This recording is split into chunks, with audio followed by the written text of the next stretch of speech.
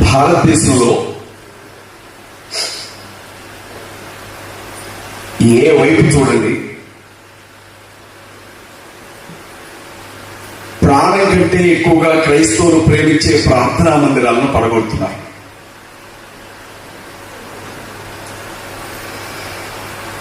నీకు ప్రాణం ముఖ్యమా, దేవుని వాక్యం ముఖ్యమా అంటే రక్షణ పొందిన అక్షరం రాని తల్లి కూడా ఏమంటుందో తెలుసా? నాకు దేవుని వాక్యమే, ఆ తర్వాత ఏదైనా అంటారు. అలాంటి వాక్యం రాయబడిన బైబిల్ గ్రంథాలను కాళ్ళ కింద పెట్టి తోపుతున్నారు, మురికి కాలంలో విసిరేస్తున్నారు, బజారులో కుప్పలుగా పోసి నిప్పు పెట్టి తగలబెడుతున్నారు.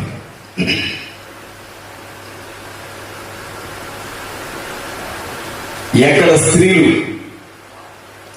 గౌరవించబడతారో అక్కడ దేవతలు సంచరిస్తారు అని చెప్పిన మన సనాతన భారతదేశంలో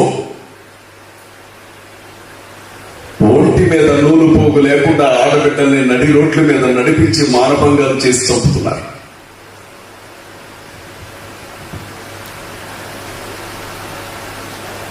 ప్రజాస్వామ్య దేశంగా మత స్వేచ్ఛ హక్కు, వాక్ స్వాతంత్రపు హక్కు, భావ ప్రకటన స్వాతంత్రపు హక్కులు కలిగినటువంటి ఈ దేశ పౌరులు వారికి నచ్చిన దేవుని గురించి ప్రకటించుకోవడానికి బయటికి వెళితే బస్సులు బద్దలు కొడుతున్నారు, వాహనాల మీద మండలు విసురుతున్నారు, ఆడబిడ్డల్ని కొంగులు పట్టుకొని లాగుతున్నారు. కుదిరిన చోట కళ్ళతో కొడుతున్నారు, కుదరకపోతే రాళ్లతో కొడుతున్నారు, అది కుదరకపోతే కత్తులతో పొడుస్తున్నారు, లేకపోతే తుపాకీలతో కాల్చి చంపుతున్నారు. ఇదెక్కడ వ్యక్తుల తలలో నరికి గుమ్మాలకు వేలాడేస్తున్నారు.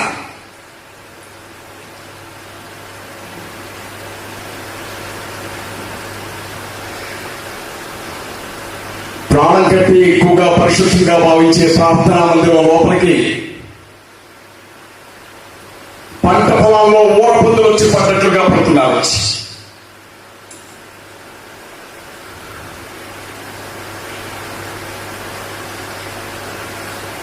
కొట్టడం అయిపోయింది, తిట్టడం అయిపోయింది, తగలబెట్టడం అయిపోయింది. ఇప్పుడు ఏమంటున్నారు తెలుసా? ఈ దేశం మా దేశం, ఇక్కడ బతకాలంటే అన్ని మూసుకొని ఉండండి అంటున్నారు.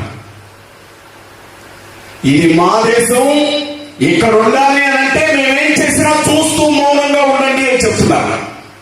ఇది మా దేశం, ఇక్కడ మేమేదైనా చేస్తాం చూస్తూ నోటి మీద పేరేసుకోండి అని చెప్తున్నారు. ఇది మా దేశం, ఇక్కడ ఉండాలి అంటే మేము చెప్పినట్టు వినండి అంటున్నారు. ఇది మా దేశం, ఇక్కడ ఉండాలి అంటే మా బూట్లు నాకండి అంటున్నారు. ఇది మా దేశం, ఇక్కడ ఉండాలి అంటే మా కాళ్ళు నాకండి అంటున్నారు. ఇది మా దేశం, ఇక్కడ ఉండాలి అంటే మీ మతం మార్చుకోండి, మీ నమ్మకం మార్చుకోండి, మీ విశ్వాసం మార్చుకోండి అంటున్నా. ఇవాళ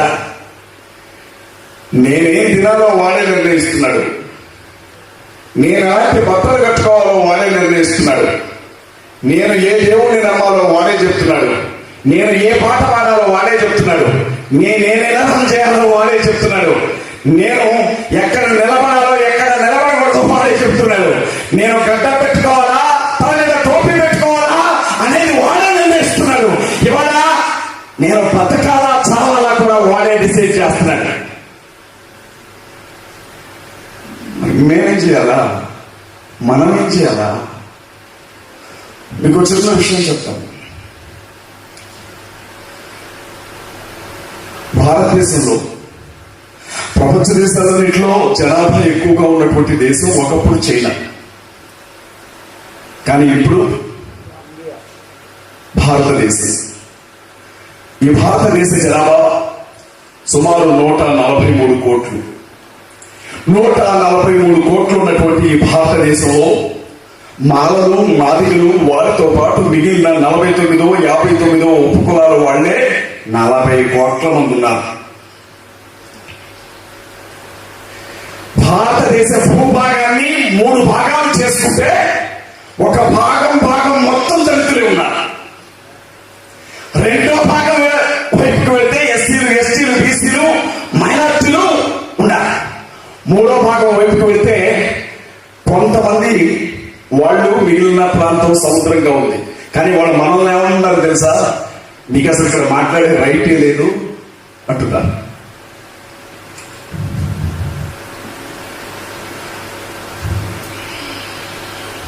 ఆంధ్ర, తెలంగాణ. నేను అనుకునేవాడిని, భారతదేశంలో ఎక్కడ మతపరమైన గొడవలు జరిగినా మా తెలుగు రాష్ట్రాల్లో మాత్రం ఇవి జరగవు. మా తెలుగు ప్రజలు చాలా చైతన్యవంతులైన ప్రజలు, మా తెలుగు ప్రజలు పోరాట యోధులు, మా తెలుగు ప్రజలు అభివృద్ధి కావాలని కోరుకుంటారు, మా తెలుగు ప్రజలు అన్యాయాన్ని ఎదిరిస్తారు, మా తెలుగు ప్రజలు న్యాయం కోసం పోరాడతారు అని నమ్మినటువంటి వ్యక్తిని నేను. కానీ వాళ్ళ ఆంధ్రాలో చూసినా, తెలంగాణలో చూసినా, ఎక్కడ చూసినా గుడిలో గంటలు కొట్టినట్టు కొడుతున్నారు క్రైస్తవుల్ని, ముస్లింస్ని, దళితుల్ని. అజిలదలలో నేను నాగుపల్లిలో చదువుకున్నాను. నాగుపల్లి తుమ్మల నాగేశ్వరరావు గారు తెలుసు కదా మీకు? తుమ్మల నాగేశ్వరరావు గారి ఊరికి 5 కిలోమీటర్ల దూరంలో ఉంటుంది నాగుపల్లి. మా ఊరికి వాళ్ళ ఊరు 3 కిలోమీటర్లే దూరం. అక్కడ జిల్లా పరిషత్ హై స్కూల్లో నేను 10th క్లాస్ వరకు చదువుకున్నాను. 8 నుంచి 10 వరకు చదువుకున్నాను. మధ్యాహ్నం పూట లంచ్ బ్రేక్ టైంలో భోజనం చేయాలంటే చెట్ల కింద ఎక్కడో ఖాళీ ప్లేస్ లో కూర్చోవాలి. ఆ ఎదురుగా ఒక హిందూ టెంపుల్ ఉంటుంది మా స్కూల్ ఎదురుగా. ఆ టెంపుల్ దగ్గర 4 స్తంభాలు లేపినటువంటి ఒక ప్రాకారం లాగా ఉంటుంది. అందులో కూర్చొని తినేవాళ్ళం. నేను అక్కడ కూర్చున్నప్పుడు ఆ గుడికి ఎదురుగా ఒక గంట ఉండేది. అక్కడికి వచ్చిన వాళ్ళు గంట కొట్టేవాళ్ళు, అక్కడి నుంచి వెళ్ళిపోయే వాళ్ళు గంట కొట్టేవాళ్ళు. ఇవాళ అట్ట కొడుతున్నారు క్రైస్తవులు. వచ్చి కొడుతున్నారు, వెళ్ళేటప్పుడు కొడుతున్నారు. నేను అనుకుంటా ఒక్కోసారి మా బతుకు గుళ్ళో గంట అయిపోయింది కదరా నాయన అనిపించింది నాకు. నువ్వు ఎన్నిసార్లైనా కొట్టు, గంట మోగుతావు కదప్ప, ఎందుకు కొడుతున్నారు అని అడగదు. మనం కూడా అలాగే అయిపోయాం కదా. విజయసాయి రెడ్డి పేరు విన్నాడా? జగన్మోహన్ రెడ్డి గారి దగ్గర పాలేరులాగా పనిచేశాను అని మొన్న మీడియా ముందు కన్నీరు కార్చాడే. రాజశేఖర రెడ్డి గారి బంధువు వైఎస్ జగన్మోహన్ రెడ్డి గారి ఇంట్లో చార్టర్డ్ అకౌంటెంట్ గా పనిచేసి ఆయన కోసం జైలుకి వెళ్ళొచ్చినటువంటి వ్యక్తి. ఒకప్పుడు జగన్మోహన్ రెడ్డి గారు కాలు కింద పెడితే కాలు మాసిపోద్దామో అని చేతులు పెట్టిన కట్టప్ప. కానీ ఇప్పుడు ఏమన్నాడు తెలుసా? పొడిసేసాడు. ఆల్రెడీ జగన్ గారికి ఒక పోటు వేసేసాడు, బయటకు వచ్చేసాడు. కట్టప్ప ఫస్ట్ పార్ట్ అయిపోయింది. ఇప్పుడు సెకండ్ పార్ట్ లోకి వచ్చి ఏమంటున్నాడు తెలుసా? 20 సంవత్సరాలుగా భారతదేశంలో కాదు, మన తెలుగు రాష్ట్రంలో జరిగిన మత మార్పిళ్ళన్నింటి మీద ప్రభుత్వం ఒక కమిటీ వేయాల్సిందే అంటున్నారు.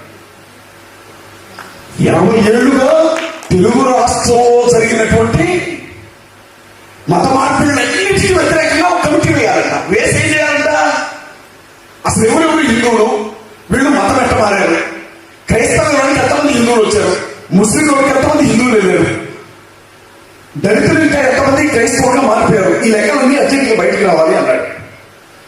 నేను స్టేట్మెంట్ ఇచ్చాడు. ఏమంటే భారతదేశాన్ని పరిపాలించిన బ్రిటిష్ వాళ్ళు వెళ్ళిపోయారు, భారతదేశాన్ని పరిపాలించిన మొఘలాయిలు వెళ్ళిపోయారు, కానీ వాళ్ళు తీసుకొచ్చిన క్రైస్తవ మతం, ముస్లిం మతం ఇంకా ఈ దేశంలో ఉండి మనల్ని పరిపాలించాలని చూస్తున్నాయి. హిందువులారా ఎంతకాలం బానిసత్వంలో ఉంటారు, ఎదురు తిరగండి అంటున్నాడు. ఎలా రెచ్చగొడుతున్నారో చూడండి ప్రజల్ని. నాకు తెలియగలుగుతా, భారతదేశం రాజకీయ దేశమా? భారతదేశం రాజకీయ దేశమా? నేను ఖతర్ వెళ్ళాను, సువార్త పరిచయం. ఖతర్ ముస్లిం దేశం అది. అక్కడ ఒక రాజకుమారుడు ఉన్నాడు. ఈ నెలలో దేవుని చిత్తం అయితే దుబాయ్ వెళ్ళబోతున్నాను దేవుడి పని మీద. దుబాయ్ రాజకుమారుడు యేసుక్రీస్తు ప్రభువు నమ్ముకున్నాడు. పక్క దేశం పాకిస్తాన్ కానీ ఎలా వస్తే అది నియంత్రణ దేశం. అక్కడ ఏది పడితే మాట్లాడడం కుదరదు. ఆఫ్ఘనిస్తాన్ వైపుకి వెళితే అక్కడ తాలిబాన్లు ఉంటారు, తుపాకులు పట్టుకొని తిరుగుతుంటారు, కాల్ చేస్తారు వాళ్ళు. కానీ భారతదేశం ప్రజాస్వామ్య దేశం. ఇక్కడ ఎవరైనా సరే, ఎంత గొప్పదైనా వాడు ఏ స్థితిలో ఉండాలో డిసైడ్ చేసేది ప్రజలే. ఒకడు ఎమ్మెల్యే కావాలన్నా, ఒకడు ఎంపీ కావాలన్నా, ఒకడు మంత్రి కావాలన్నా, ఒకడు ముఖ్యమంత్రి కావాలన్నా, ఒకడు ప్రధానమంత్రి కావాలన్నా, ఒకడు రాష్ట్రపతి కావాలన్నా, వాడు ఎవరైనా సరే నిర్ణయించాల్సింది ఇక్కడ ప్రజలు. ప్రజలే ప్రభువులు. ఈ రాజ్యాంగం ప్రజల చేత, ప్రజల కొరకు, ప్రజల ద్వారా రాస్తున్నాం. ఎలాంటి రాజ్యాంగం మనకుంది. కానీ ఇప్పుడు ఏమంటున్నారు తెలుసా? ఇక్కడ క్రైస్తవులు, ముస్లింలు ఉండకూడదట. క్రిస్టియానిటీ, ఇస్లాం వల్ల దేశానికి నష్టం జరుగుతుందట. నేను విజయసాయి రెడ్డిని ఈ వరంగల్ హన్మకొండ వేదిక కొన్ని ప్రశ్నలు అడగాలనుకుంటున్నాను. ఇప్పుడు భారతదేశంలో క్రైస్తవం అనేది పరాయి దేశం వాళ్ళు తీసుకొచ్చారని అంటున్నాం, ఇస్లాంని పరాయి దేశం వాళ్ళు తీసుకొచ్చారని అంటున్నాం. మరియు వాళ్ళు మీరు హిందూ మతంగా చెబుతున్నటువంటి బ్రాహ్మణ మతం ఈ దేశంలోనికి ఎలా వచ్చిందో నీకు తెలుస్తా అని నేను విజయసాయి రెడ్డిని అడగాలనుకుంటున్నా. నిన్నగాక మొన్న ఇందాక అని చెప్పాడు మోహన్ భగవత్ గారు, రాష్ట్రీయ స్వయం సేవక సంఘ అధ్యక్షుడు. నేను ఆయన చాలా ఇష్టపడతాను, గౌరవిస్తాను. ఆ పెద్ద ఆయన ఏమన్నాడో తెలుసా? మాట్లాడితే హిందూ దేశం అనకండి, హిందూ అనే పదం సంబంధం కానీ కాదు. మన పురాణాల్లో హిందూ అనే పదం లేదు, మన రామాయణంలో హిందూ అనే పదం లేదు, మన వేదాల్లో హిందూ అనే పదం లేదు. అది అసలు నామవాచకం కాదు, అదొక విశేషణం, విదేశాల నుంచి వచ్చింది అన్నాడు కదా. ఈ మొత్తం ఎలా వచ్చింది తెలుసా? ఎప్పుడో కొన్ని వందల సంవత్సరాల క్రితం మన అబ్రహాం గారు పుట్టిన మెసటోనియా ప్రాంతం ఉందే, అబ్రహాం గారు పుట్టారు కదా, నదీ పరివాహక ప్రాంతం, అక్కడి నుంచి వలస వచ్చారు వాళ్ళు ఇక్కడికి, ఆ మతాన్ని తీసుకొని. క్రైస్తవ్యం ఇజ్రాయెల్లో పుట్టిందేమో కానీ దాన్ని నమ్ముకున్న వాళ్ళు, పాటించేవాళ్ళు భారతీయులే. ఇస్లాం మక్కాలో పుట్టిందేమో కానీ దాన్ని నమ్ముకున్న వాళ్ళు, పాటించేవాళ్ళు భారతీయులే. కానీ మీరు చెబుతున్నారే మా హిందూ బంధు, హిందూ సనాతని, జై హిందూ, ఈ హిందూ అనే పదం మనది కాదు అని చెప్పారే పెద్ద ఆయన. ఆ హిందూ మతాన్ని మోసుకొని కొన్ని వందల సంవత్సరాల క్రితం ఇరాక్ ప్రాంతాల నుంచి వాళ్ళు బతుకుదేరు ఇక్కడికి వచ్చారు. నువ్వు క్రైస్తవులు వెళ్ళిపోవని చెప్పాలి అంటే, నువ్వు ముస్లింలు వెళ్ళిపోవని చెప్పాలి అంటే, న్యాయంగా మాట్లాడితే అందరికంటే ముందు బ్రాహ్మణ మతంలో ఉన్న వాళ్ళందరినీ కూడా తట్టా పొట్టా సర్దుకొని ఇరాక్ వెళ్ళిపోవని చెప్పాలి. దమ్ము ఉండాలి కానీ అడుగుతున్నాయి వాళ్ళు. చెప్పగలవా మాట నువ్వు?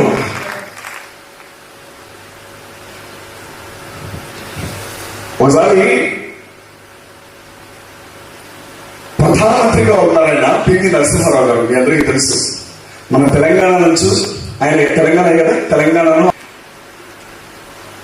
వెంటనే ఆయన ప్రధానమంత్రి గారు ఒక్క క్షణం కూడా ఆలోచించకుండా క్రైస్తవులు తాగుబోతులను మారుస్తారని విన్నాను, క్రైస్తవులు దొంగలను మారుస్తారని విన్నాను, క్రైస్తవులు వ్యభిచారాలను మార్చారని విన్నాను, క్రైస్తవులు నరహంతకుని మార్చారని విన్నాను, క్రైస్తవులు బందిపోట్లను మార్చారని విన్నాను, క్రైస్తవులు లంచగొండులు మార్చారని విన్నాను, క్రైస్తవులు దేనికి పనికిరాని వాళ్ళను కూడా మార్చారని విన్నాను, కానీ మతం మార్చారని మాత్రం నేను ఎప్పుడు వినలేదు అన్నాడు. విజయసాయి రెడ్డి గారిని నేను మాట్లాడగలనుకుంటున్నా. ఇవాళ భారతదేశంలో ఏ మూలకైనా వెళ్ళి చూడు, ఒక క్రిస్టియన్ చారిటీ హాస్పిటల్ ఉంటుందా లేదా? వరంగల్లో ఉందా? కమోరండి చర్చ్ కాంపౌండ్ చూపిస్తాను నేను. ఏ జిల్లా కన్నా పదండి, క్రైస్తవ మిషనరీలు కట్టిన హాస్పిటల్స్ ఉంటాయి. 100 సంవత్సరాల క్రితం భారతదేశంలో ఏర్పడి ఈనాటికి 100 ఏళ్లు పూర్తి చేసుకుని 4 కోట్ల మంది కార్యకర్తలు కలిగి సుమారు 500 సంఘాలు అనుబంధ సంఘాలుగా కలిగి కొన్ని వేల కోట్ల రూపాయల ఫండింగ్ ఉండి ఒక జైపూర్లోనే కాదు ఢిల్లీలో ఒక కార్యాలయాలు ఏర్పాటు చేసుకుని గడిచిన 13 సంవత్సరాలుగా అధికార ప్రభుత్వాన్ని వెనుకుండి నడిపిస్తున్న ఆర్ఎస్ఎస్ కట్టిన ఒక్క చారిటీ హాస్పిటల్ చూపించింది చూస్తాను నేను.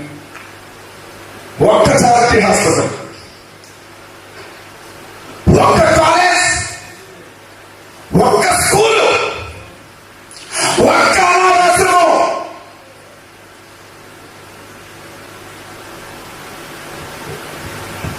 చిన్నకాలకు వచ్చినప్పుడు కుక్కలు కలుస్తాయి, ఎక్కడ కలవాలో తెలియక ఆడబడితే ఆడకని వదిలిపెట్టి వెళ్ళిపోతాయి కొన్ని ఆడపడుతులు. బాధ్యత లేకుండా చాలా మంది మన దేశంలో బిడ్డలను కని రోడ్ల పక్కన పారేసిన వాళ్ళు ఉన్నారు. బాధ్యత లేకుండా చాలా మంది మన దేశంలో బిడ్డలను కని తుప్పల్లో వదిలిపెట్టిన వాళ్ళు ఉన్నారు. బాధ్యత లేకుండా మన దేశంలో చాలా మంది బిడ్డలను కని హాస్పిటల్లో వదిలేసి వెళ్ళిపోయిన వాళ్ళు ఉన్నారు. రైల్వే ట్రాక్ల పక్కన వదిలేసి వెళ్ళిపోయిన వాళ్ళు ఉన్నారు. పురికి గొడ్డును తీసుకుని వెళ్ళి పెంట కుప్ప మీద పడేసిన వాళ్ళు ఉన్నారు. అలాంటి వాళ్ళకి తల్లే వాళ్ళని బాగా అనుకుంటే క్రిస్టియన్ అనాథాశ్రమాలు గుండెల్లో పెట్టి పెట్టుకొని పెంచి వాళ్ళని కలెక్టర్లని, పోలీస్ ఆఫీసర్లని, దేశానికి మంత్రుల్ని, ప్రధానమంత్రులు చేశాయి. కన్న తల్లికి ముద్ద పెట్టడానికి ఇచ్చే మంద మధ్య బతుకుతున్నాం మనం. ఇక్కడ కూర్చున్నారు తల్లులు. అత్త వచ్చినప్పుడు ఒకలాగా, అమ్మ వచ్చినప్పుడు ఒకలాగా చూడద్దు, మీకు దండం పెడతారు. అత్తగారు ఒకటే ఒకలాగా, పాస్టమ్మ. అమ్మగారు ఒకటే ఒకలాగా చూడొద్దు. నా తల్లి బంగారం, అమ్మ నాన్నట్లా నేను మీకు చెప్తున్నా. ఎవరైనా అమ్మకు ముద్ద అన్నం పెట్టాల్సి వచ్చిందని ఏడ్చే కొడుకులు మన చుట్టూ ఉన్నారు. రోడ్డు మీదకి వచ్చి పంచాయతీ చేస్తుంటాడు పనికి మాన్నాడు. ఇంటికి వెళ్తే అమ్మకు ముద్ద అన్నం పెట్టడం చేరగదు. పెళ్ళామ చేత గీసేది దాకొద్దంటారు అంతే. కట్టుబాటు సాగేట్లే. అమ్మకి అన్నం పెట్టాలా ముద్ద ఏమీ డిసైడ్ చేయాలా? మరి ఏమో కూడా ఒక అమ్మాయి ఎందుకు గుర్తురాదు వాళ్ళకి. అలాంటి వాళ్ళు కన్నతలను తీసుకెళ్లి రోడ్ల అవతల, ఊర్లో అవతల వదిలేసి వస్తున్నారు. మీకు తెలుసా, కొన్ని రోజుల క్రితం సుమారు 80-85 సంవత్సరాల వయసులో ఒక ముసలావిడ ఒంటి నిండా ఎర్రచీమలు బట్టి ఒక పొద దగ్గర పడిపోయింది. ఒంటి నిండా ఎర్రచీమలు బట్టి ఒక పొద దగ్గర పడిపోయి ఉంటే ఆ తల్లిని కొంతమంది కట్టెలేకపోవడానికి వెళ్ళిన వాళ్ళు చూశారు. చీమలు పిక్కు తింటూ ఉన్నాయి, బోసి పళ్ళు గసగస వణికిపోతా ఉంది ఆ తల్లి. ఎన్ని రోజులైందో అక్కడ వదిలిపెట్టి వెళ్ళి ఆ చీమ చూసి, ఆ పరిస్థితి చూసి చాలా ఇప్పుడు దగ్గరికి తీసుకుని వాళ్ళంతా చీమ పిలిపి, అమ్మ ఏంటి ఇక్కడ ఉన్నావు, ఎవరు నువ్వు అంటే, నా కొడుకు 2 రోజుల క్రితం నువ్వు ఇక్కడ ఉండమ్మా, నేను వచ్చి తీసుకెళ్తానని నన్ను ఇక్కడ వదిలిపెట్టి వెళ్ళాడమ్మా. నా కొడుకు వస్తాడమ్మా, నా కొడుకుతో వెళ్తానని చెబుతున్నా పిచ్చి తల్లి.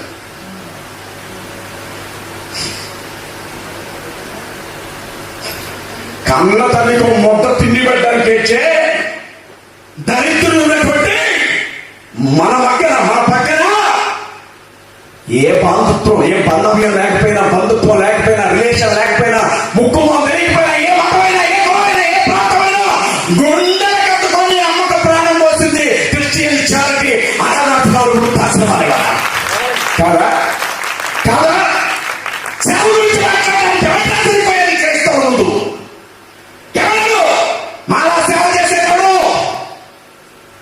కుష్ఠరోగులు 3వ తరగతి తీసుకెళ్లి తగలబెట్టినా దేశంలో బతికాం మనం. ఎక్కడికి తీసుకోవడమే కాదు, ఒంటి మీద ఉండే రసి కాకపోతే చేతులతో తుడిస్తారు మా మిషనరీలు, మా పెద్దోళ్ళు. నోటి సొల్లు కాకపోతే, నోటి నుంచి ఉమ్ము కాకపోతుంటే చేతులతో తుడిసిగలిగారు. మీకే బాగా అనిపించాలి, చంపడానికి బయటికి తీసుకొస్తే వాళ్ళని ఇంటికి తీసుకొచ్చి వాళ్ళకు బతుకిచ్చారు, మందులు ఇచ్చారు, వాళ్ళ జీవితంలో బాగు చేశారు, వాళ్ళకు ఒక బతికాలని ఆశలు కలిగించారు, ఒక కూడిచ్చారు, కొట్టించారు, నివాసాలు ఇచ్చారు, కుష్ఠరోగుల కొండలు కట్టుకున్నారు మా మిషనరీలో. ఏం చేశారు? కుష్ఠరోగుల కోసం జీవితాలు ఇచ్చిన మిషనరీని కారులో ఉండగానే 2 బిడ్డలతో సహా పెట్రోల్ పోసి తగలబెట్టి జయశ్రీగా వారి కారు చుట్టూ తిరిగి కేకలు పెట్టారు. మానవత్వం గురించి మీరు చెప్పాలా మేమైనా?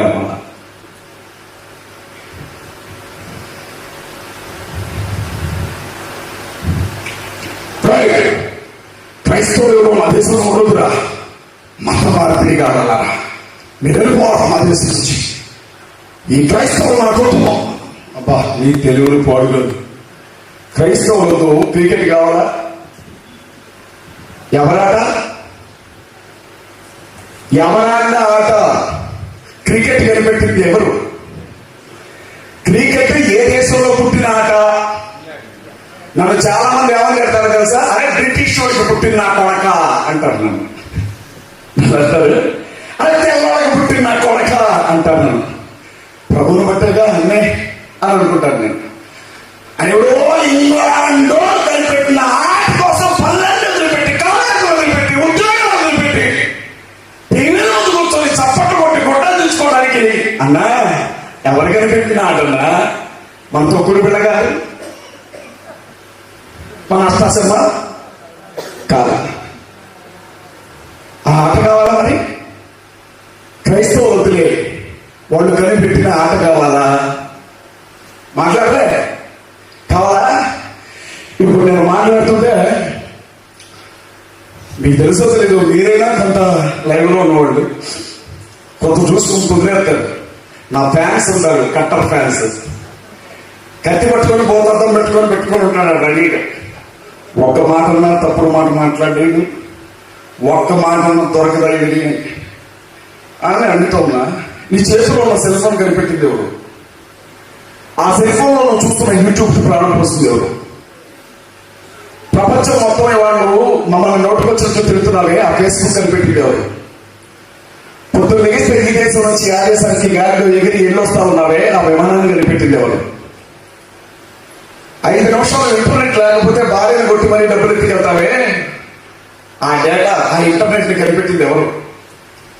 రైలులో ప్రయాణం చేస్తున్నావు, రైలుకి ప్రాణం పోస్తుంది ఎవరు? మాట్లాడలే, కంప్యూటర్ కనిపెట్టింది ఎవరు? చాలా మందికి షుగర్ ఉంటుంది, ఎన్ని మందులు వాడినా తగ్గకపోతే ఇన్సులిన్ ఇస్తారు, అవునా? ఆ ఇన్సులిన్ కి ప్రాణం వస్తుంది ఎవరు? ఆ ఇన్సులిన్ కనిపెట్టింది ఎవరు? మా మీద నోటికి వచ్చినట్లుగా రాసి కరపత్రాలు పంచి పెడుతున్నావే, ఆ పత్రాలను ప్రింట్ వేసే ఆ ప్రింటింగ్ మిషన్ కనిపెట్టింది ఎవరు?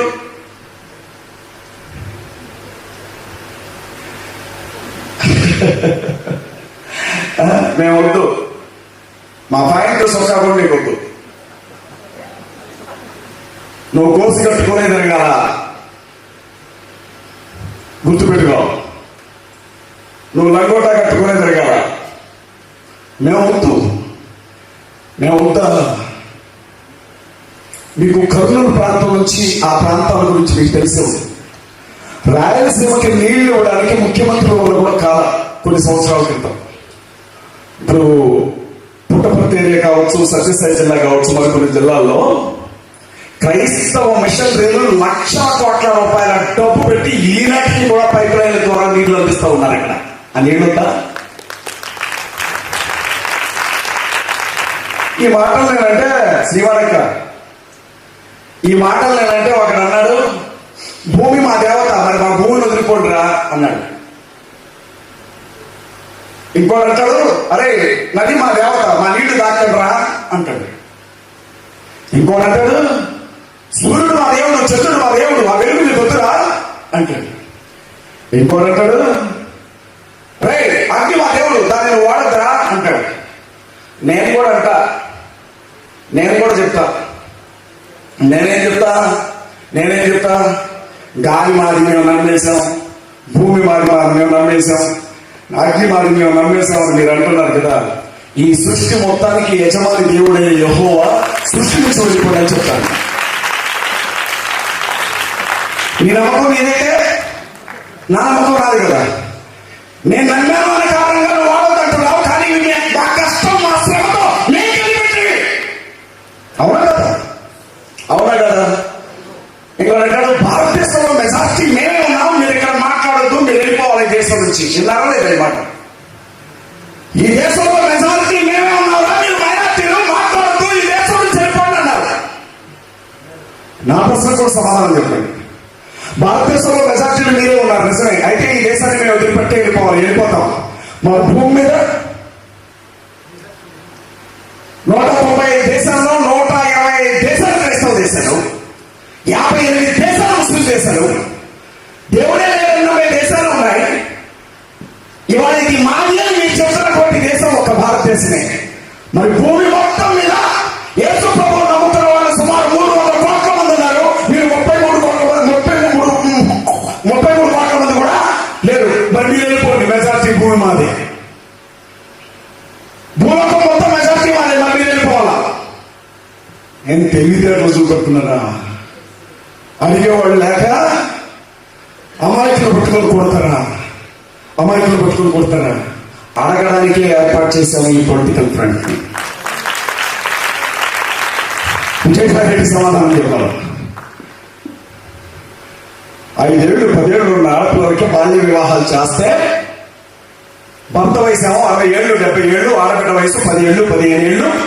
ఆమె నిండా వయసుకు వచ్చి 20 ఏళ్ళు వచ్చేసరికి వాడికి 80 ఏళ్ళు 90 ఏళ్ళు వచ్చి చచ్చిపోతే, చచ్చిన తీసుకెళ్లి తగలబెట్టే చోట పసిబిడ్డను తీసుకెళ్ళి నువ్వు కూడా తగలబడితేనే ఒంటి మీద ఎన్ని వెంట్రుకలు ఉన్నాయో అన్ని 1000 సంవత్సరాలు సుఖంగా బతుకుతావు అని చెప్పి ఎంతమంది ఆడబిడ్డల ప్రాణాన్ని తీశారు మీరు. సతీ సాగరాన్ని మర్చిపోయామనుకుంటున్నారా?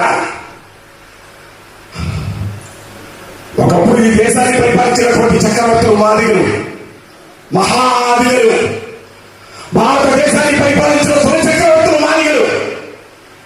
వారు ఈ దేశాన్ని పరిపాలిస్తుంటే కాపు రాసిన యోధులు నాలుగు మహా ఆదిగలు, మల్ల యోధులు, మహానాదిగై ఏ దేశాన్ని వాళ్ళు పరిపాలించారో అదే దేశంలో అంటరాని వాడిగా బతుకుతున్నారంటే దానికి కారణం వాళ్ళ మీరు కదా. మాలపల్లి మాదిపల్లి అంటావా? టెక్కరేసిందంటే రెడ్డిపల్లి, కామపల్లి, కాపల్లి అంటావు. జాగ్రత్త. మాదిగూడెం, మాలగూడెం అంటావా? ఎక్కడి నుంచి రెడ్డిగూడెం, కమ్మగూడెం, యామగూడెం అంటాం. జాగ్రత్త. ఎవరి దేశంలోనికి ఎవరు వచ్చాడు, ఎవరి భూమిని ఎవరు స్వాధీనం చేసుకున్నాడు, ఎవరిని ఎవరు భయపడుతున్నాడు? భయపడవా? ఈ కంఠం తెగి ఇందులో నుంచి కోడి రక్తం పోయినట్టు రక్తం పోతున్నా ఎదిరించి మాట్లాడే చచ్చిపోతా. భయపడను.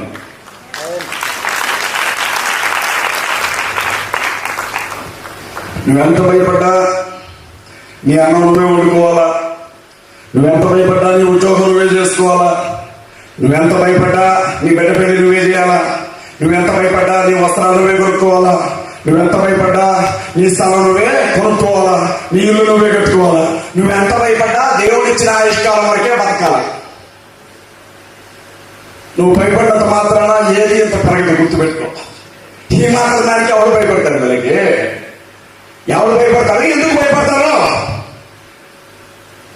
ఒకవేళ సత్యం గురించి పోరాడుతూ చచ్చిపోవాల్సి వస్తే హతసాక్షి అవుతాం. అందుకంటే కృష్ణ ప్రవీణ్ పగడాల అన్న చనిపోయాడు కదా, ఆ చావు చూసినప్పుడు నాకు బాధతో పాటు కొంచెం ఈర్ష్య కలిగింది ఆయన చూస్తే. ఎందుకంటే దేవుడి కోసం పోరాడి పోరాడి పోరాడి పోరాడి పోరాడి ఒంటరిగా ఉన్నప్పుడు ఆయన చంపేశారు. రాత్రి ఎవరు లేనప్పుడు, ఒక్కడే ప్రయాణం చేస్తున్నప్పుడు, పక్కన ఏం జరుగుతుందో చూడడానికి ఎవరు లేనప్పుడు ఒక్కరిని చేసి చంపారండి. అది బాధ. రెండోది ఏంటో తెలుసా? నీతిమంతులకు దొరికిన చావు లాంటి చావు నాకు కూడా దొరికితే బాగుండు అన్నది నా బాధ, నా ఈర్ష్య. నాకు కూడా అలాంటి చావు రావాలి అని కోరుకుంటాను నేను.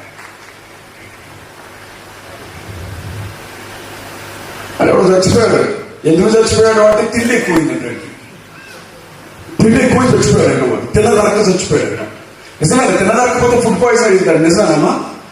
నిజమేనా అంటున్నా? అది గౌరవమా? రోడ్డు మీద వెళ్తా ఉన్నావు, ఎవరో తాగుబోతు డ్రైవర్ వచ్చి బండితో గుద్దేశాడు, చచ్చిపోయావు. అది గౌరవమా? ఇంట్లో వాళ్ళకి నచ్చలా ఇంత పురుగు మందు పోసింది నీకు, చచ్చిపోయావు. అది గౌరవమా? స్త్రీలు ఏమవద్దు, నా తల్లి బంగారం, నా భార్య బంగారం, నా బిడ్డల బంగారం, ఇక్కడ ఉన్న ఆడబిడ్డలందరూ బంగారమే. ఇవాళ ఆ బంగారం ఎందుకో భర్తను టార్గెట్ చేస్తుంది. వాళ్ళ ఆయుధం లేదు, వాళ్ళ దగ్గర లేని ఆయుధాలు లేవు. వాళ్ళు దొరికినోడిని దొరికినట్టు, అడ్డొచ్చినోడిని అడ్డొట్టు అవకాశం ఉన్న ప్రతి చోట ఎంత గడ్డి మందు ఉన్నా చాలు, ఎంత పురుగు మందు ఉన్నా చాలు, ఏం దొరికితే దాంతో వేసేస్తున్నారు. దయచేసి బతకనండి. అట్ట చచ్చిపోతే గౌరవం, అట్ట చచ్చిపోతే గౌరవమా అన్నా. సైనికుడు యుద్ధం జరిగేటప్పుడు సైన్యంలో ఉండి చచ్చిపోతే గౌరవమా, ఇంట్లో బాగా తిండి ఎక్కువ చచ్చిపోతే గౌరవమా? చెప్పండి, ఏమంటారు? సేవకులారా, సువార్థికులారా, ఎందుకోసం పిలవబడ్డాం? అసలు మనకున్నంత బాధ్యత ఎవరికి ఉంటుందండి? తోటి మనుషుల మీద మనకున్నంత ప్రేమ ఎవరికి ఉంటుంది?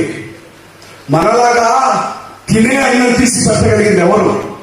మనలాగా శత్రువులు కూడా క్షమించగలిగింది ఎవరు? మనలాగా ప్రేమతో పలకరించగలిగింది ఎవరు? మనలాగా గుండెలు కట్టుకునేది ఎవరండి? ఇప్పుడు మనం భయపడడం ఏంటి? మన తండ్రికి భయలేదు. ప్రవీణ అనేవాడు నా రాజు, మట్టి, ఆయనకి భయలేదు. సిలువగా వస్తే నీకు ఉపయోగిస్తున్నాడు కదా, నీకెందుకు భయం, నాకెందుకు భయం? యేసుక్రీస్తు ప్రభువు రక్తం పెట్టి ఆయన ప్రాణం పెట్టి కోరుతున్న సంఘం కష్టంలో, శ్రమలో, బాధలో, పుట్టలో ఉంటే తుడిపోతున్న ఇంట్లో ఉంచుతాడు. క్రీస్తు సంఘం కోసం నడి రోడ్డు మీద నిలబడాల్సిన బాధ్యత నీకు నాదే. అవునా కదా? వచ్చిన దగ్గర కాపులా ఉంటారు, నిధుల దగ్గర కాపులా ఉంటారు, ఆస్తుల దగ్గర కాపులా ఉంటారు. ఏమంటే ఇంట్లో బీరువా దగ్గర కాపులా ఉంటారు, బంగారం దగ్గర కాపులా ఉంటారు. సంఘం వీటన్నిటికంటే విలువ తక్కువైందా? సంఘానికి కాపులా ఉండడానికే కదా కాపరి గారు నిన్ను పెట్టింది. ఓ కాపురి, సంఘాన్ని కాపు కాస్తామని నీకు కాపరి పదవి ఇచ్చింది. నువ్వు ఉండగానే నీ మందరికి తోడేళ్ళు వస్తున్నాయి, ఏం చేస్తున్నావు? నువ్వు ఉండగానే నీ చర్చలకు తోడేళ్ళు వస్తున్నాయి, ఏం చేస్తున్నావు? నువ్వు ఉండగానే నీ విశ్వాస గుర్తులు తోడేళ్ళు పడుతున్నాయి, ఏం చేస్తున్నావు? వాక్యం పెట్టడం నువ్వేంటి? యూట్యూబ్ కూడా పెట్టింది. కాపు గాయడం నువ్వే చేయాలి. ఆ బాధ్యత కోసమే సీఎం ఏర్పాటు చేసి క్రిస్టియన్, ముస్లిం, దళిత పొలిటికల్ చాలా మంది అంటారు అజయ్ గారికి ఎంత మత పిచ్చిరా. మత పిచ్చి అయితే ముస్లింస్ నేనే కలుపుకుంటాను, మత పిచ్చి అయితే దళితులకి నాకెందుకు? నేను నర్సీకులంలో పుట్టానా? ఇవాళ ఓ దళిత నాయకుడు మాట్లాడిన దానికంటే ఎక్కువగా నా గుండె దళిత దళిత దళిత అని కొట్టుకుంటున్నాను గుండె. ఎందుకంటే వాళ్ళ బాధ చూశాను నేను. మూతికి ముంత కట్టారంటే అప్పుడు, మొల చుట్టూ తాటా కట్టారంటే అప్పుడు, రోడ్ల మీద బట్టలు లేకుండా నడిపారంటే అప్పుడు, మన ఆడపిల్లలు వయసుకు వచ్చాక జాకెట్ వేసుకుంటే ఊరుకోవాలంటే అప్పుడు, మన ఆడపిల్లలు రొమ్మల మీద పనులు వేస్తారంటే అప్పుడు, మన వాళ్ళు చూస్తున్నప్పుడే వచ్చేటప్పుడు అప్పుడు నేను లేదు, ఇప్పుడు నేను మాట్లాడతా.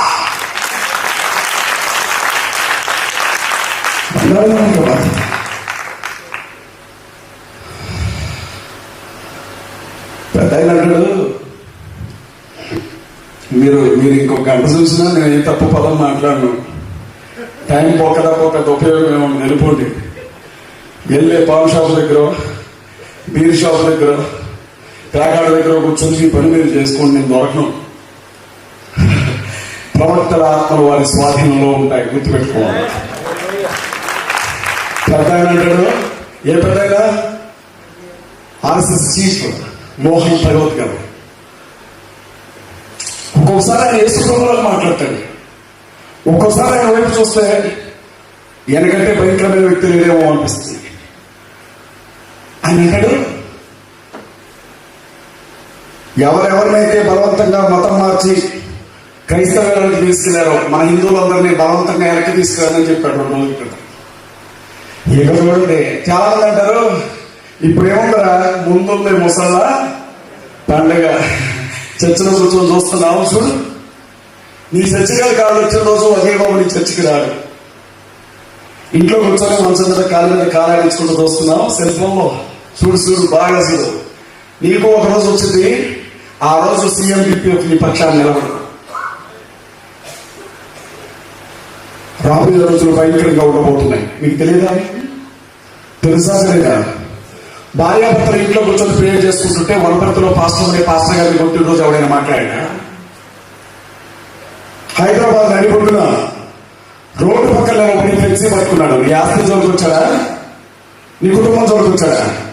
యేసుక్రీస్తు ప్రభువే లోకరక్షకుడు నమ్మండి అని చెప్తే కాలు బద్దలు కొట్టి మనిషిని కొడితే మోకాళ్ళ మీద కూర్చొని క్షమించమని ఇచ్చాడే, ఆ ఉసురు ఊరికినే పోదా అని అడుగుతున్నాను నేను కూడా. అవునా కాదా? అవునా కాదా? అవునా కాదా? కొట్టాలని అనిపించిన వాళ్ళు రోజు కొడుతున్నారు మనల్ని. ఇప్పుడు నేనేమంటానంటే బలవంతంగా మార్చారంట. నాకు ఇక్కడ పిల్లలు సార్, మా ఆవిడ నీకు దండం పెడతా, నా బిడ్డల గురించి మాత్రం బయట చెప్పదు, ఎందుకంటే నా పిల్లల్ని టార్గెట్ చేస్తారు అంటున్నాను తల్లి. చిన్నపిల్లలు కదా, నాకు 5 ఏళ్ల పాప, 3 ఏళ్ల బాబు. వాడికి ఒకటే వచ్చారు, డాడీ ఆగిపోతున్నావు అంటాడు. నా పిల్లలు రోడ్డు మీద ఆడుకుంటూ ఉంటారు. నువ్వు ఉండరు ఇంటి దగ్గర మీటింగ్కి వెళ్తావు, వంటగదిలో ఏదో పనులు ఉంటా, పిల్లలు చంపేస్తారయ్యా, మన పిల్లల గురించి చెప్పుకోండి.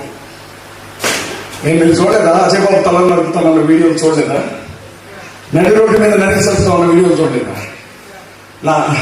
నా పిల్లల్ని అన్నం తింటే అది ఇష్టం లేకపోతే తింటాం. నా పెద్ద బిడ్డ స్కూల్కి వెళ్ళాలంటే దానికి ఇష్టం లేకపోతే నా కాళ్ళు పట్టుకొని 4 బుద్ధులేదో తింటది కానీ స్కూల్కి పోదు. అది 3 ఏళ్ళు వయసు లేదాడు, చిన్న పిల్లగాడు, వాడికి నేను బలవంతంగా తిండి పెట్టలేము. 5 ఏళ్ల వయసు లేని పిల్లలు బలవంతంగా స్కూల్కి పంపలేము. ఒక్కొక్కరు 20 ఏళ్ళు 30 ఏళ్ళు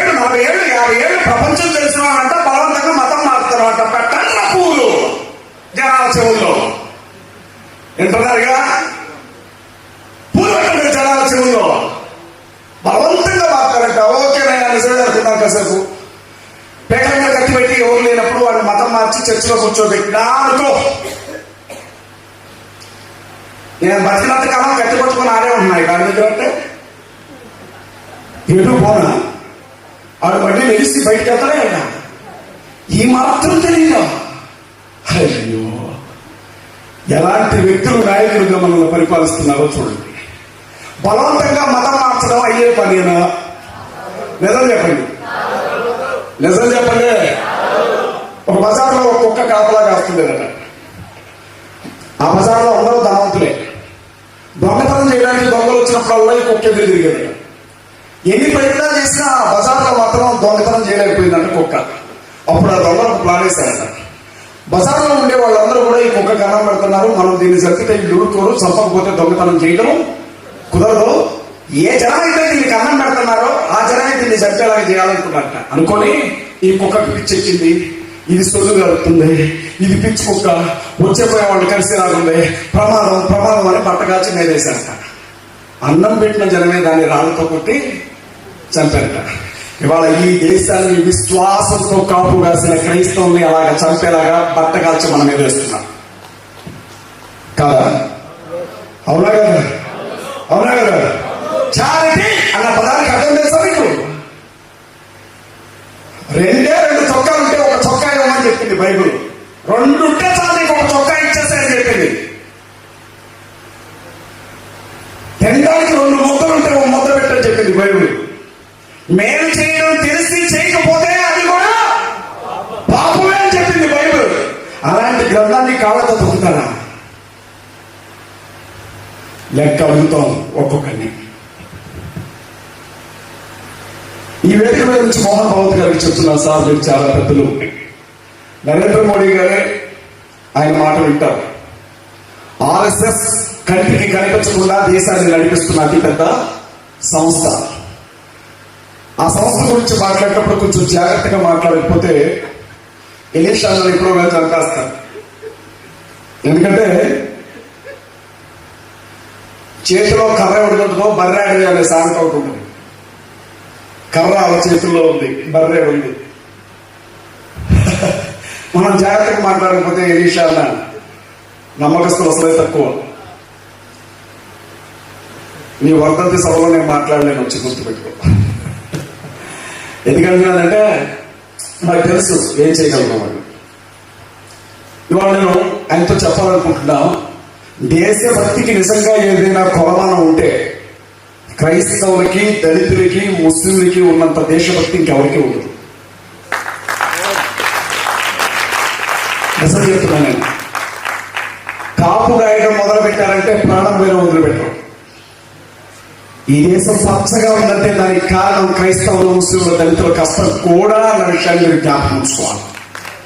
దేవుని స్తోత్రం కలుగును గాక. గట్టిగా చెప్పండి, గట్టిగా చెప్పండి.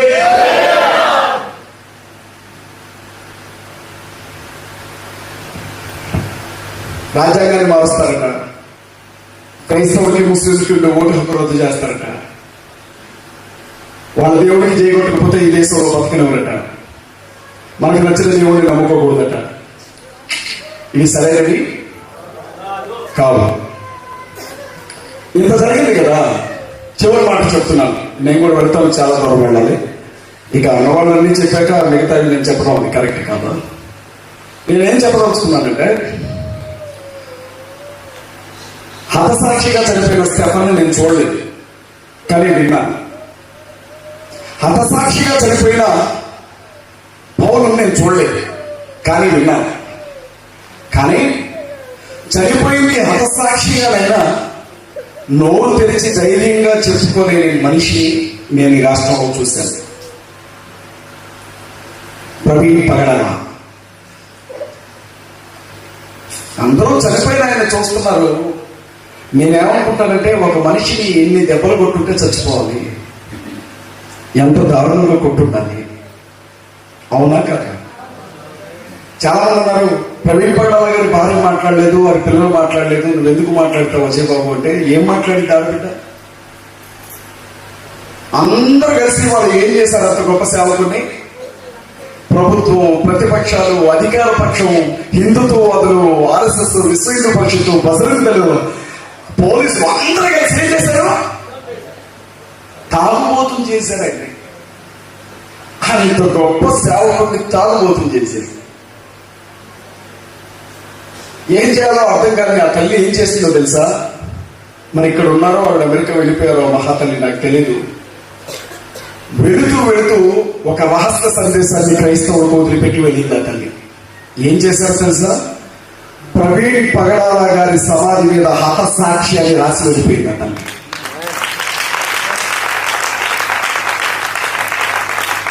ఆ సాక్ష్యం చాలా ఆయన ఎలా చనిపోయాడు? ఇది అన్యాయం అని చెప్పేందుకు నా మీద కేసులా? నన్ను అరెస్ట్ చేసి జైలుకి పంపిస్తారా? నా గుండు కొడతారా? ఎవరికైనా నిలబెడతారా? కట్టుకోవడానికి బట్టలేవరా? చంపుతారని బెదిరిస్తారా? నువ్వు చంపినా చచ్చిపోతా, నువ్వు వదిలేస్తే మాత్రం 1000 ఏళ్ళు బతుకుతా అనుకుంటున్నావా ఏంటి? ఈ రోజు మనిషికున్న రోగాలు జంతువు కూడా లేవు. ఏ రోగం లేని ఒకసారి చెయ్యి అక్కడ చూస్తాను నేను. మీరు ఎవరు ఎలా ఎందుకు చచ్చిపోతున్నారో కూడా తెలియట్లేదు. ఎలాగో పోయేటప్పుడు అదేదో మంచి చాలే కోరుకున్నాం, మంచిగానే చచ్చిపోదాం. అవునా కదా? శ్రీశ్రీ అంటాడు, కదలలేని మెదలలేని నడుము వంగిన ముసలాళ్ళ అనిపిస్తుంది. నడుము వంగిన యువకులు లేదంటే యువకుల ముసలి యువకులారా అని అంటాడు. ఎంతమంది యువతలు మన చర్చిలో ఏరెక్కడ? అదే ఇక్కడ డిస్కో సౌండ్ పెట్టి నలుగురు తీసుకొచ్చి క్రీస్తు పాటలుగా డాన్స్ వేపిస్తున్నారు. సాయంత్రం మామూలు పాస్టర్లకి కవర్లు ఎత్తున్నారు, వచ్చిన వాళ్ళకి బ్యాగులు ఎత్తున్నారు, ఒక్కొక్కడికి సూట్లు ఎత్తున్నారు. అదిరిపోయేలా ఉంది అని చెప్తే ఈ హాల్ సరిపోద్దా శ్రీవనక్క? నీ కడుపు సల్లగుండా ఏమండి బ్రదరు జాన్ గారు, సరిపోద్దా ఇది? మీ హెవెన్లీ మినిస్ట్రీస్ పెట్టిన ఈ మీటింగ్ కి ప్లేస్ సరిపోద్దా? ఆయన ఉద్దేశం ఏంటో తెలుసా? ముందు చస్తే మీరు చాలండి, మిగతా ఏమన్నా బతుకుంటే అప్పుడు మేము ఉంటాం. వరంగల్ హనుమకొండ పట్టణంలో ఉన్న దైవజనులందరికీ నా హృదయపూర్వకమైన వందనాలు. మీరందరూ బాగుండాలి, చాలా బాగుండండి. నా ఆయుష్ కూడా పోసుకొని 100 ఏళ్ళు బతుకున్న ఒక్కొక్కళ్ళు. 1000 మంది 2000 మంది సరిపోకపోతే 10,000 మంది సంఘాలను కట్టండి, కుదరకపోతే పక్క సంఘాలను ఆకర్షించండి. లాగేయండి.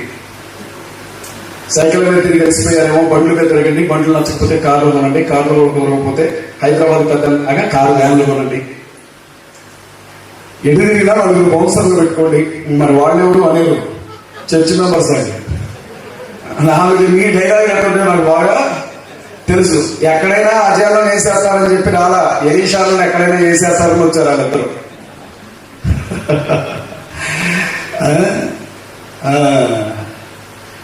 ఎందుకంటే ఏం జరిగినా ఎవరు ఎందుకు మాట్లాడరంటే మన పక్షాన మాట్లాడడానికి మనకి అధికారులు ఎవరు లేరు.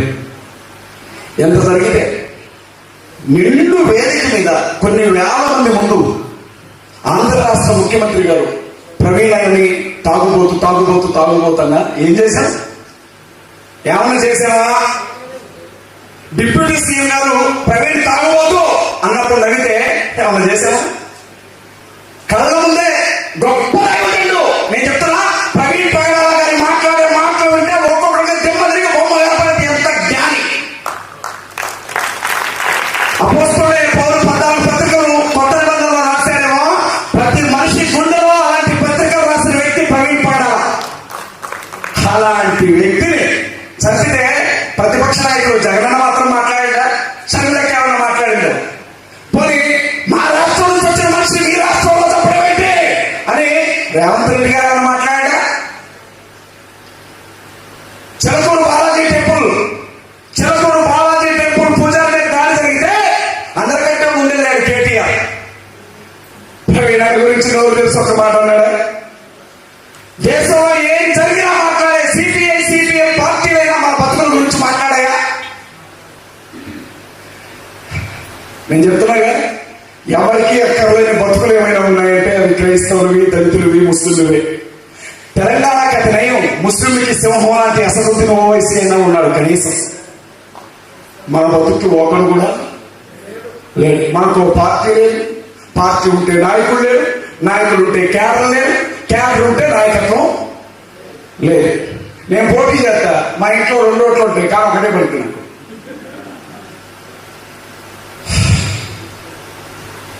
ఇదేగా మీ ధైర్యం. వీళ్ళకి ఎమ్మెల్యేలు లేరు, క్రైస్తవులకు ఎంపీ లేరు, క్రైస్తవులకు ఎమ్మెల్సీ లేరు, క్రైస్తవులకు మంత్రులు లేరు. ఆ పెద్ద ఆయన ఇక్కడ నిలవబడి నా చర్చిని ఇంత దారుణంగా ఆపారయ్యానంటే ఏం చేయగలరండి అజయ్ బాబు? అజయ్ బాబు గారు ఏం చేయగలరు?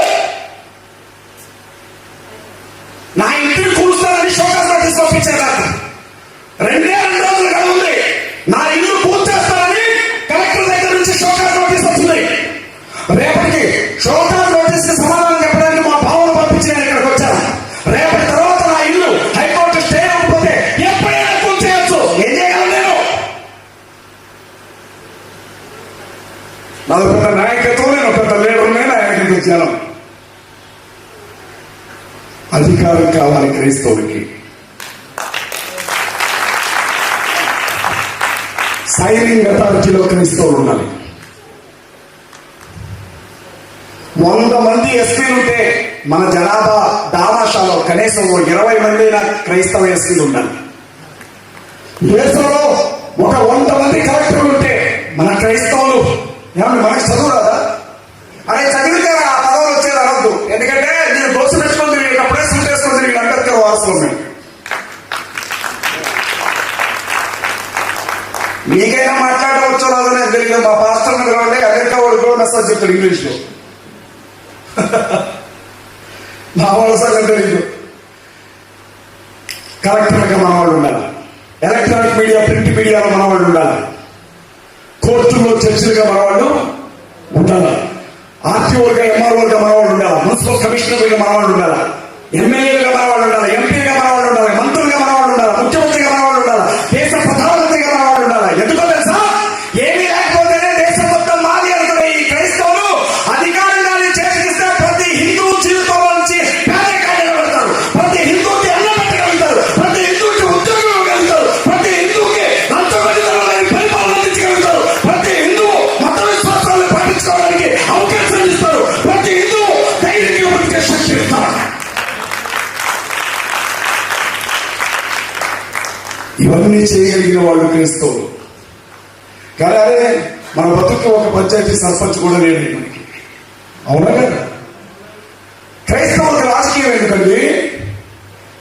ఏంటంట క్రైస్తవులకు రాజకీయం ఎందుకండి? శభాష్, అదిరిపోయే ప్రశ్న. మరి క్రైస్తవులకు ఓటు హక్కు ఎందుకండి? ఓటు హక్కు దేనికోసం ఇచ్చారు? ఎమ్మెల్యేలకి, ఎంపీలకి, మంత్రులకి ఓటేయడానికి వెనకాల. అవునా కదా? పంట తినడం తప్పండి అన్నారనుకో, పంట పండించడం తప్ప కాదా? మాట్లాడరే. పుస్తకం రాయడం తప్పండి అన్నారనుకో, చదవడం తప్ప కాదా? ఎన్నికల్లో పోటీ చేయడం తప్పండి అంటున్నారు, ఓటేయడం తప్ప కాదా? ఏం కథలు చెప్తున్నారా? చర్చలో మీరు చేసే రాజకీయం కంటే పెద్ద రాజకీయం బయట జరుగుతుంది. చర్చలో జరగట్ల రాజకీయం. బలిపేట దగ్గర నిలబడి ఉంటాడు, ఆ నెల దశమాగమే వాడు ఎదురు కూర్చుంటాడు, చచ్చాడు వాడు. ఆ రోజు ప్రసంగం అంతా వాడే. పాస్టర్ గారి చేతిలో మైక్ ఉంటనే వస్తాడు, ఏదో మనసులో కోపం ఉంటుంది, విశ్వాసం దొరుకుతాడు. అప్పుడే ఇస్తే తను పాస్టర్ గారికి అదే టైంలోనే అననీయ సక్రియాలు వచ్చేస్తారు. బైబిల్లో ఉన్న నమ్మక ద్రోహులందరినీ వరుస పెట్టి చూపించడానికి ముంచుకొని పెట్టాలి. అసలు ఆడికి మందిరానికి వెళ్ళాలా, బావిలో కదా అర్థం కాదు. రాజకీయం లేదా? చర్చిలో రాజకీయం లేదా? చర్చి ప్రెసిడెంట్ పదవి కోసం పోటీ చేసి ఆడవాడు మనవాడు ఇది ఖచ్చితంగా ట్రోల్ చేస్తారు. గుర్తుపెట్టుకోండి. ఈ బిట్టు పట్టుకుంటారు. ఈ బిట్టు పట్టుకొని అజయ్ బాబు ఏమన్నారో చూడండి క్రైస్తవుల గురించి అంటారు. మరి సత్యం పక్షాన్ని నిలబడాలిగా. అవునా కదా? మెడలో ఉన్న నక్లెస్లు లాభాలు కొట్టుకున్న వాళ్ళు ఉన్నారు లేరా? రాజకీయం లేదంట చర్చిలో. అసలు ప్రెసిడెంట్ పదవి కోసం 2 వర్గాలు పోటీ చేస్తే ఆయన మాట్లాడుకోరు మీరు ఇటు కూర్చున్నట్టు వాళ్ళకి కూర్చున్నట్టు ఇద్దరు కూర్చుంటారు 2 వర్గాలు. మా ఏడ వర్గం పాస్ వచ్చిందో వాళ్ళు ఎప్పుడు చెప్పాలనే పనిలోనే ఉంటారు. వీళ్ళు వాక్యం వేరే వచ్చింది. అందుకే నెహ్రూ గారు అన్నారు అన్నమాట, క్రైస్తవులు నిద్రపోతున్న సింహాలు రాజకీయం చేయడం తెలియకపోతే ఒకసారి వాళ్ళ చర్చకి వెళ్ళి వాళ్ళు ఏం మాట్లాడతారో వినండి. ఈ దేశ రాజకీయం ఏంటి, ప్రపంచ రాజకీయం చేస్తారు, రాజకీయం ఆమె పట్టింది అని చెప్పాడు. వాళ్ళు గుర్తుపెట్టుకోండి, చేద్దాం రాజకీయం దేవుని కోసం. రాజులైన రాజకీయ సమూహమా, క్రీస్తు శరీరానికి భూమి మీద వచ్చి తన రక్తాన్నిచ్చి తన ప్రాణాన్నిచ్చి కట్టిన ఈ సంఘాన్ని కాపాడుకోవడం కోసం రాజకీయం చేద్దాం. రాజ్యాంగమే లేకపోతే ఒక్క చర్చ నడవదు. 13 రాష్ట్రాల్లో మత మార్పిడి వచ్చాయి. బైబిల్ పట్టుకొని బయటకు వెళ్తే కేసు పెడుతున్నారు. మైక్ సౌండ్ నిలబడితే కేసు పెడుతున్నారు. భారతదేశం నుంచి అధికారాన్ని రద్దు చేశారు. గ్యాంగ్స్టర్లు పెట్టి కేసులు పెట్టి చేయడానికి నడుతున్నారు. సువార్త ప్రకటిస్తే యావజ్జీవ శిక్ష, మాన శిక్ష అంటున్నారు. తరుణ భగవతి చెబుతున్నారు. మన పక్కన ఒరిస్తారు. పాస్టర్ గారిని హనుమాన్ టెంపుల్ లోకి తీసుకొని వెళ్ళి 20 నిమిషాల పాటు కొట్టి ఆవు పేడ వినిపించి ఆవు మొత్తం తాగించి చంపబోతే పోలీసులు వచ్చి వినిపించి తీసుకెళ్ళారు. అందులో తెలంగాణలో ఏం జరుగుతుందో మీరు చూస్తున్నారు. నేను అంటున్నా, పాస్టర్ సేవ చేయండి, కానీ రాజకీయం చేసే ఆసక్తి ఉన్న మీ కుర్రాలను మాకు అప్పగించండి. ఎమ్మెల్యేలుగా పంపుదాం అసెంబ్లీకి. క్రైస్తవ కుర్రాన్ని ఎంపీగా వెళ్ళాలి పార్లమెంట్కి. యేసుక్రీస్తు కోసం చావడానికైనా సిద్ధమే అని చెప్పే పిల్లలు రాజ్యసభ ఎంపీలుగా వెళ్ళాలి. వాళ్ళు మంత్రులుగా, రాష్ట్ర మంత్రులుగా, కేంద్ర మంత్రులుగా ఉండాలి. వాళ్ళ అధికారులుగా ఉండాలి. మీకు తెలుసో తెలియదు, ఇవాళ పోలీస్ స్టేషన్లలో సహజంగా ఏ కులం ఏ మతానికి ప్రాధాన్యత ఉండదు మీకు తెలుసు. కానీ నన్ను అరెస్ట్ చేసినప్పుడు చూశాను. కానిస్టేబుల్ వచ్చాడు, ఎస్ఐ గారు కూర్చోన్నాడు. ఆయన ఒక బొట్టు పెట్టుకున్నాడు, నేను ఒక బొట్టు పెట్టుకున్నాడు. నేను ఏమన్నాడు తెలుసా, జై శ్రీరామ్ సార్ అన్నాడు. ఆయన ఏమన్నాడు తెలుసా, జై శ్రీరామ్. నేను అనుకున్నాను, నమస్తే పోయింది, వందనాలు పోయింది, ప్రైజ్ లార్డ్ చెప్పకూడదు, అస్సలాము అలైకుం అనకూడదు, జై భీమ్ అనకూడదు, జై శ్రీరామ్ అన్నాడు. లేకపోతే చస్తాం. మీకు తెలుసా, నాకు వచ్చే కామెంట్లు కానీ మీరు చూస్తే అజయ్ బాబు నిజంగా అది గుండె బండ అనుకుంటారు. ఎందుకంటే ప్రపంచంలో ఎన్ని బూతులు ఉన్నాయో అన్ని బూతులు తిడతారు మనం ఇప్పుడు. లేదు, అర్ధరాత్రి 1 గంటకి ఫోన్ చేసి వాడు అంటాడు, వాడికి అప్పుడే గుర్తొచ్చింది మా అమ్మ. అర్ధరాత్రి 1 గంటకి తెల్లవారు ఫోన్ చేసి అప్పుడు గుర్తొచ్చింది నా బిడ్డకి. అప్పుడు నాకు గుర్తొస్తారు వాడు. ఎవరో ప్రేమ ఇంట్రెస్ట్ కోసం ఫోన్ చేశారని కానీ చెవులు పగిలిపోయి కన్నడ నుంచి రక్తం వస్తా ఉంటాడు, తిడతా ఉంటున్నాడు మొదలుకి. ఈ మధ్య కొత్త నేర్చాడు, అన్న వందనాలన్నా అన్నాడు. మనం వందనాలు అంటే రేటు ఇక మొదలే పంచాంగం. అయినా మీ డబ్బు కోసం కాదు, మీకోసం తిరుగుతున్నాం, సంఘక్షేమం కోసం తిరుగుతున్నాం. యేసుక్రీస్తు ప్రభు గురించి యేసురావు ఒక మాట అన్నాడు, సంఘక్షేమమే నా ప్రాణం అని. నేను నాకంటే, నా భార్య కంటే, నా బిడ్డల కంటే, మా అమ్మ కంటే, నా అన్నల కంటే, నా తమ్ముడి కంటే, నాతో పాటు తిరిగే మనుషుల కంటే ఎక్కువగా సంఘాన్ని ప్రేమిస్తాను. నా సంఘాన్ని మాత్రమే కాదు, ప్రతి ఒక్కరి సంఘాన్ని ప్రేమిస్తాను. నా దగ్గరకు వచ్చి నా మీద కోపంతో నన్ను వదిలిపెట్టి పరాయి చర్చకి వెళ్ళిపోయిన వాళ్ళు కాబట్టి వాళ్ళకంటే ముందు వందనాలు బ్రదర్ బాగున్నారా అని అడుగుతాను. సంఘం రాజు గారు జీతగాన్ని, నేను కాపర్ని మాత్రమే లెక్కప్ప చెప్పాలి. నేను సంఘవాది పాస్టర్ వస్తుంటే పూలు చదువుతున్నారు. నా రోడ్డు లాగండి, రాడు పడతాయి మీ పాస్టర్ మీద.